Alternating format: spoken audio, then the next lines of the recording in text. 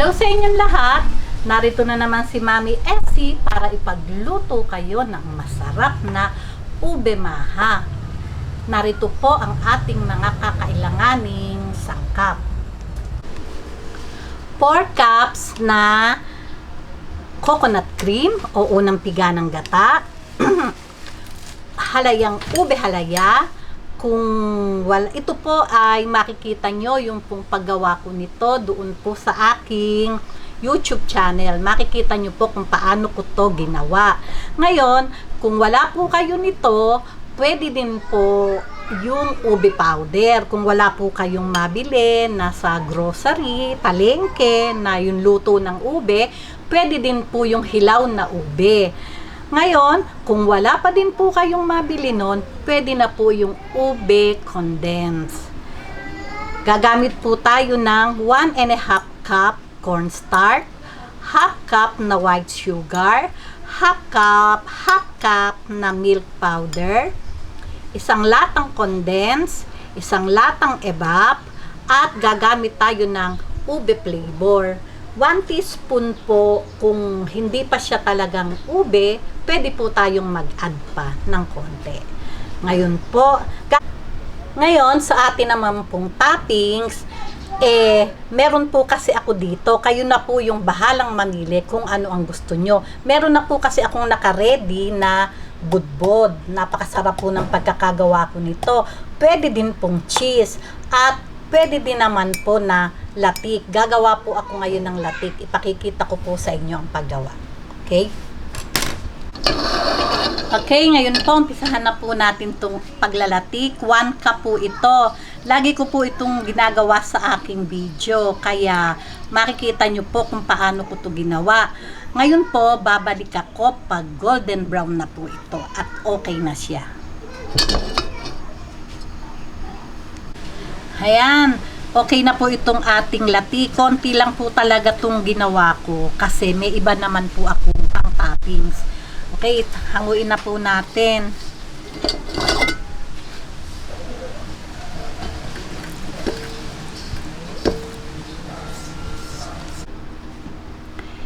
Nilagay ko po yung 4 cups na kakanggata. Hindi pa po bukas yung aking kalan. Lalagay ko po yung tanlatang gatas.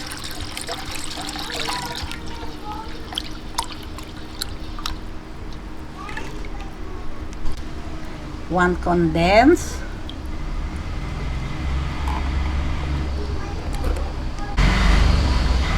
Bubuksan ko na po yung ating kalan. Ayan.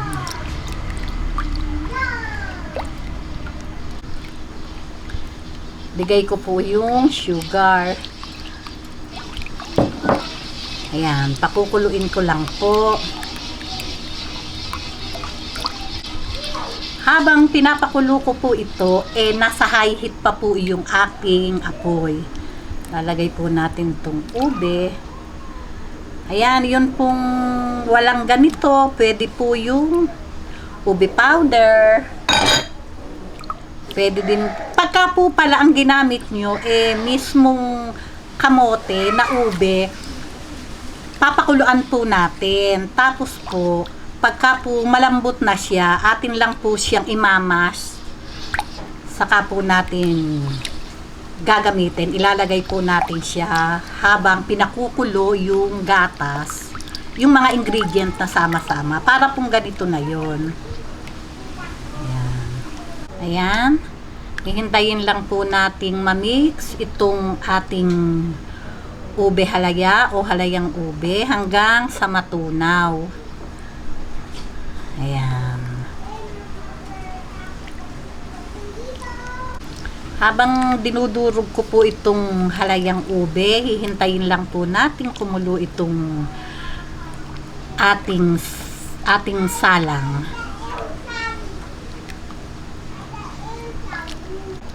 Habang hinihintay ko pong kumulo yung ating mga pinagsama-samang ingredient, ito po yung 1½ cup na cornstarch. Nilagyan ko lang po siya ng 1 cup na coconut milk o pangalawang piga ng gata. Kung wala naman po kayong pangalawang piga ng gata, pwede na din po yung tubig na lang. Ayan. Tutunawin lang po natin.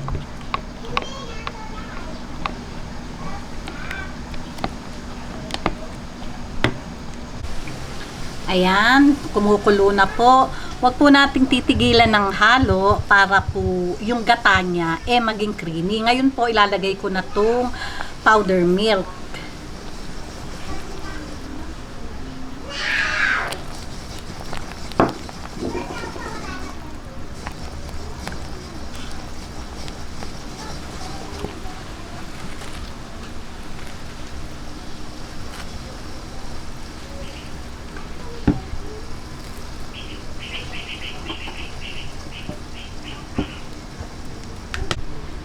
Maglalagay po, sabi ko po kanina ay 1 teaspoon. Nasa inyo naman po iyon. 1 tablespoon po itong ginamit ko na ube flavor.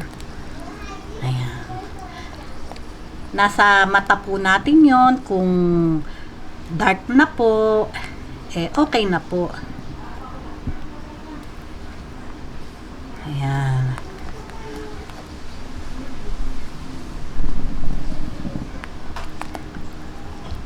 Ang bango-bango.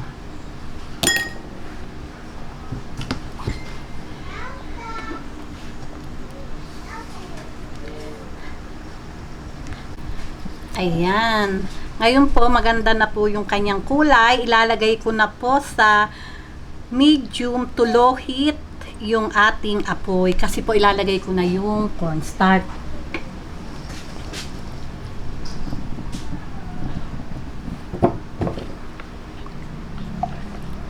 Haluin lang po natin ulit kasi po tumitining po sa ilalim to. Kaya haluin lang po natin. Ayan, lohit lang po yung ating apoy.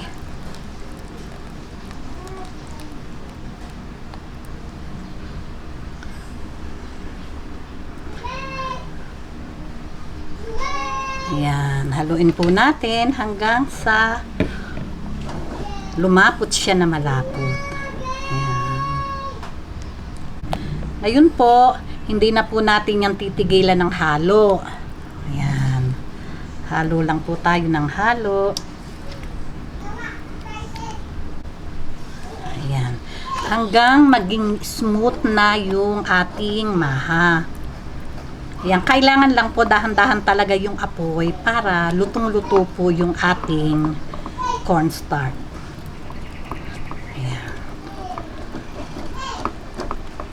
Napakaganda.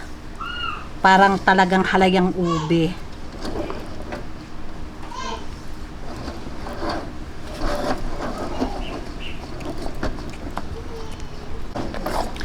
Ayan.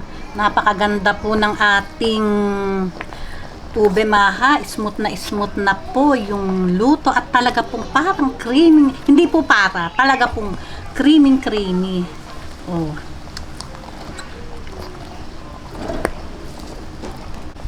Ayan, smooth na po itong ating ube maha, pero mga 3 minutes pa po at ready na po ito. Ayan. Ayan, okay na po ito. Napakabango po talaga. Okay, ready na po. Ilalagay ko na po sa ating ating bilao itong ating ube maha. Okay, ngayon po ilalagay na po natin.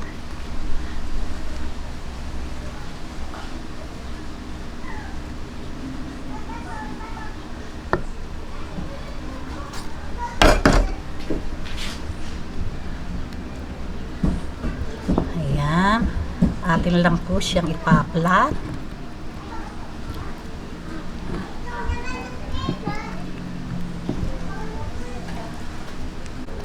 Ayan po, naglagay po ako sa isang molder na kudrado at sa isa pong bilao.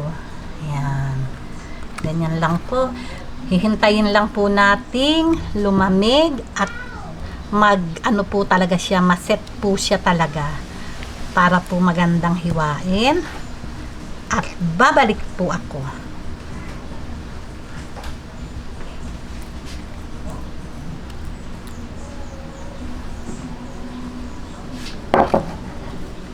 Yan, lagyan lang po natin ng oil.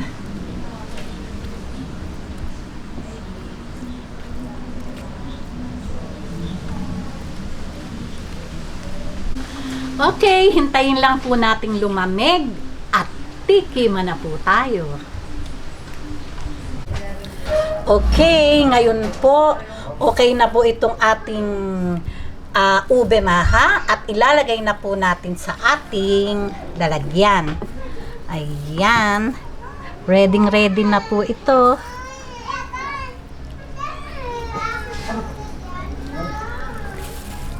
Ayan.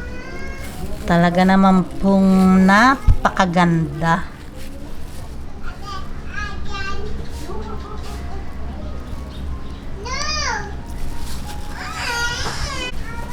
Okay, ngayon po, ligyan na po natin ng toppings. Ayan.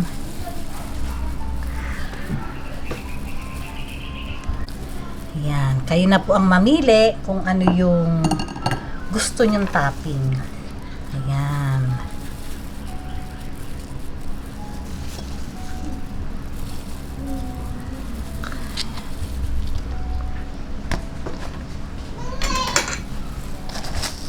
Ito naman po ang masarap na budbud. Ayan. Ayan. Okay, tikiman na po tayo ng masarap na ube maha. O, tingnan nyo naman, oh.